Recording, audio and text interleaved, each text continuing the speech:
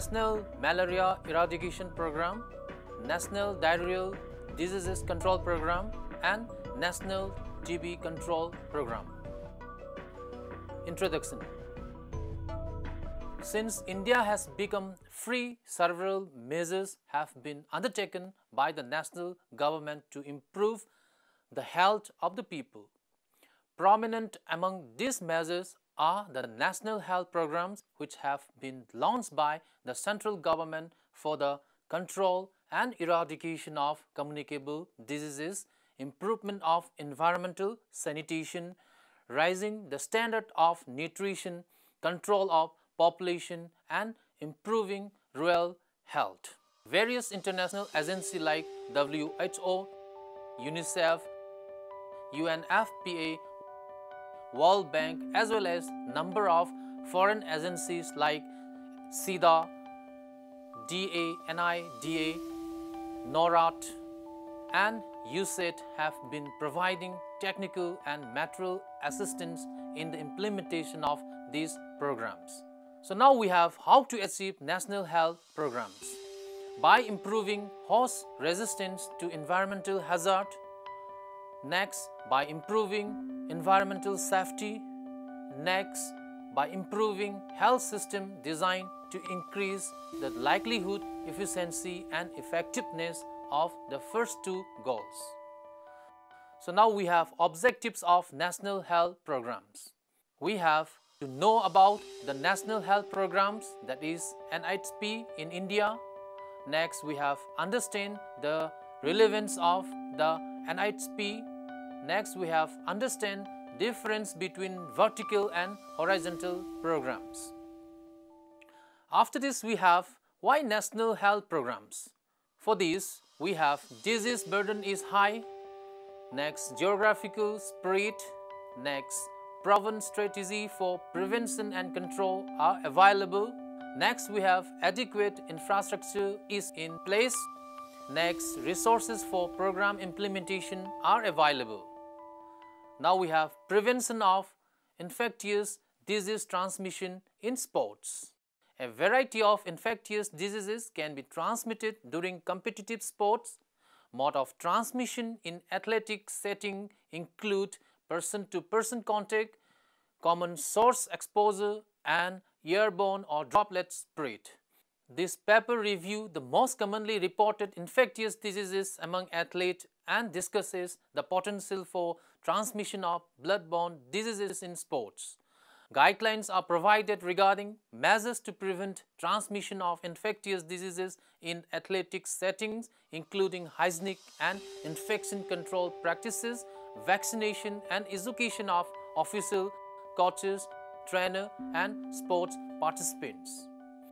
An understanding of the most prevalent diseases and associated risk factors is crucial to conceptualize the role of the sports in health prevention and promotion. In developing countries, sports is widely used as a tool to educate individuals and communities on the risk factor associated with HIV and AIDS. In spite of the fact that HIV and AIDS and other communicable diseases continue to affect millions of people around the world, there is a significant increase in the global burden of non-communicable diseases related to lifestyle changes in physical inactivity, unhealthy diet, and tobacco use. Now we have communicable diseases. Communicable diseases are also known as infectious diseases or transmissible diseases, are illnesses that result from the infection, presence, and growth of pathogenic that is capable of causing disease, biologic agent in an individual human or other animal host. Following are some examples of communicable or infectious diseases. We have hepatitis, polio, influenza, HIV and AIDS, leprosy, malaria, diarrhea, tuberculosis, etc.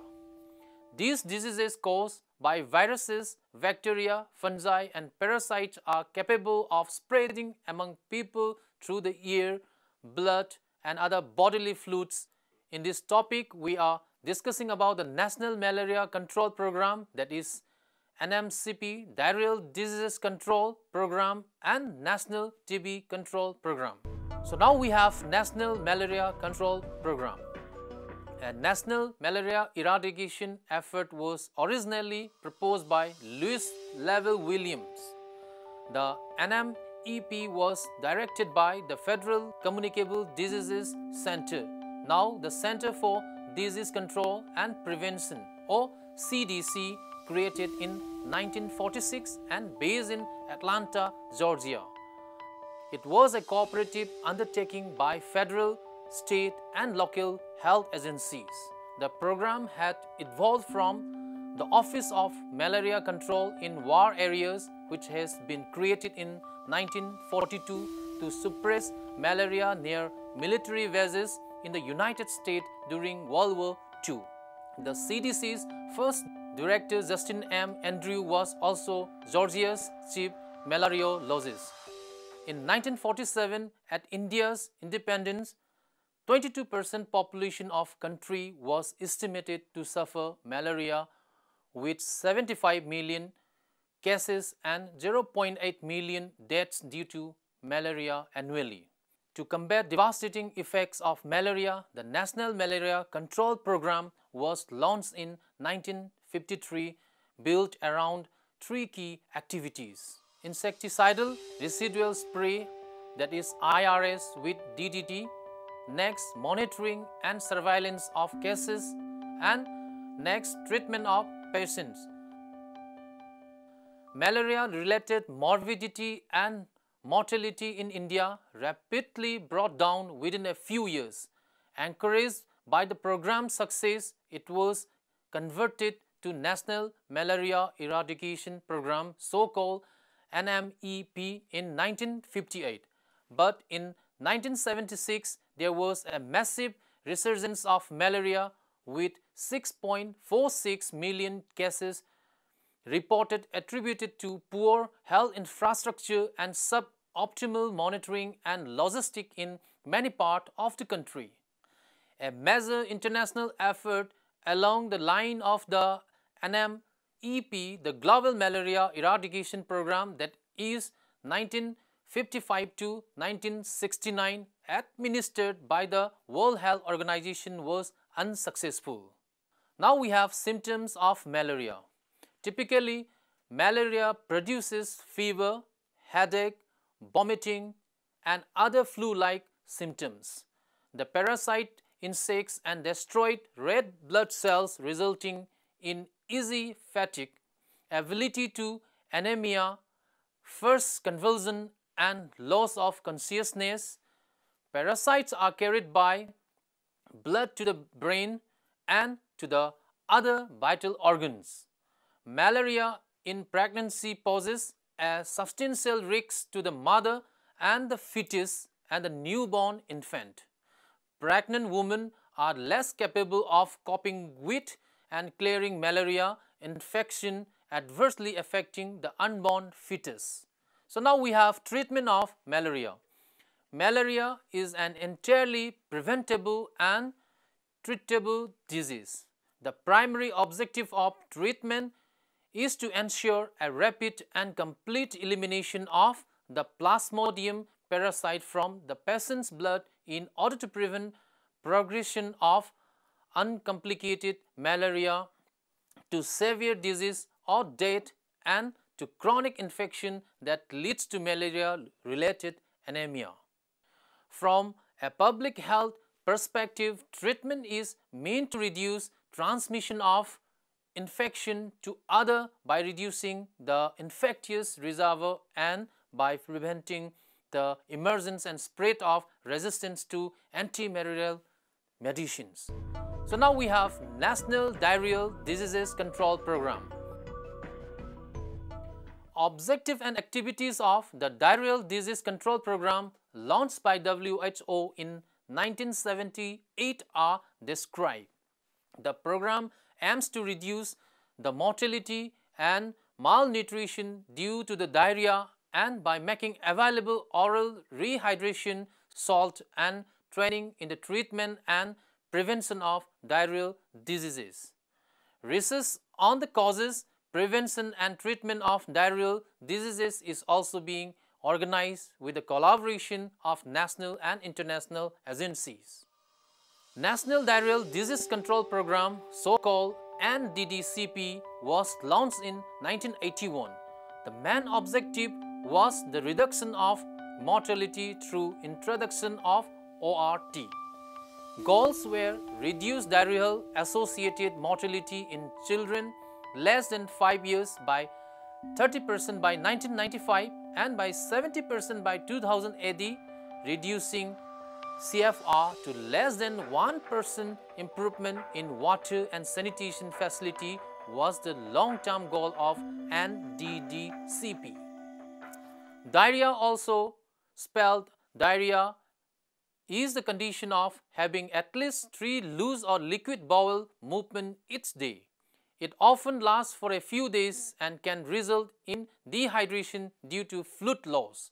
According to World Health Organization, diarrhea is defined as passage of unusually loose or watery stool, usually at least 3 times in a 24 hours period.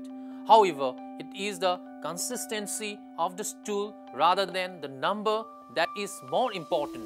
Passage of even one large watery stool in young child is diarrhea. Frequent passage of normal stool is no diarrhea. Now we have sign and symptom. Sign and symptom includes loose watery stool, abdominal cramp, abdominal pain, fever, blood in the stool, bloating, nausea, urgent need to have a bowel movement. So now we have treatment of diarrhea. The rational treatment of diarrhea consists in the prevention of dehydration by oral rehydration therapy, so-called ORS. Breastfeeding should be continued in dysentery. Cotrimazole is given in addition to ORS. If the response is unsatisfactory, nilidixic acid is given for 5 days. Any program for diarrheal disease control must include provision of potable water. So now we have National TB Control Program. The revised National TB Control Program, so-called Ntcp, based on the internationally recommended directly observed treatment short course, so-called DOTS strategy, was launched in 1997, expanded across the country in a phased manner with support from World Bank and other development partners. Full nationwide coverage was achieved in March 2006. In terms of treatment of patients, Ntcp has been recognized as the largest and the fastest expanding TB control program in the world. Under the program, diagnosis and treatment facilities are provided free of cost to all TB patients. For quality diagnosis, designated microscopy centers have been established for every 1 lakh population in general areas and for every 50,000 population in tribal, hilly and difficult areas. More than 13,000 microscopy centers have been established in the country. Free treatment services are available for TB at all government hospitals, community health centers, primary health centers. DOT centers have been established near the residence of patients to extent possible. All public health facilities, sub-centers, community volunteers, ASA and women's self-group, etc. also function as DOT providers or DOT centers. So now we have goals of the program. The goal of TB control program is to decrease mortality and morbidity due to TB and cut transmission of infection until TB cases to be a major public health problem in India. Objectives of the program. Objectives of the programs are as follows. To reduce the incidence of the mortality due to TB, next we have to prevent further emergence of drug resistance and effectively manage drug-resistant TB cases, to improve outcomes among HIV-infected TB patients, to improve private sector on a scale commensurate with their dominant presence in healthcare services. Next, we have to further decentralize and align basic Ntcp management unit with NRHM block level unit within general health system for effective supervision and monitoring. Now we have risk factors of TB. Anyone can get TB, but people at high risk generally falls into two categories. Number one category, people recently infected with TB bacteria. Number two category, people with medical conditions that weaken the immune system. TB bacteria can live in the body without making the person sick. This is called latent TB infection. In most people who breed in TB bacteria and become infected, the body is able to fight the bacteria to stop them from growing. People with latent TB infection do not feel sick, do not have any symptoms, and cannot spread TB bacteria to others. On the other hand, when the TB bacteria begins to multiply and the person suffers with tuberculosis, doctors call this TB as active TB. A person with active TB disease may have any or all of the following symptoms. Number 1, a persistent cough. Number 2, constant fatigue. Number 3, weight loss. Number 4, loss of appetite. Number 5, fever. Number 6, coughing up blood. Number 7, night sweats. Now we have prevention of transmission of infection. Those with pulmonary tuberculosis are contagious upon about 2 or 3 weeks. Once their treatment has begun, earlier these patients were isolated. These days, isolation is not practiced, but some precautions are important to prevent the spread. These include, number 1, isolation from workplaces, school and colleges and area with crowds. Number 2, covering one's mouth and nose while coughing or sneezing. Number 3, adequate and careful disposal of tissues, usually burning or disposal in sealed plastic bag is recommended. Number 3, sharing beds and rooms with uninfected persons while sleeping should be avoided. After this, we have conclusion. Recent outbreaks of infectious diseases in athletes in competitive sports have stimulated considerable interest. The environments in which these athletes compete, practice, receive therapy for injuries and travel both domestically and internationally provide varied opportunity for the transmission of infectious diseases. The purpose of this medical literature review is to identify the agent most commonly reported in the medical literature as responsible for infectious disease outbreaks in specific sports and their modes of transmission, and to guide targeted prevention efforts.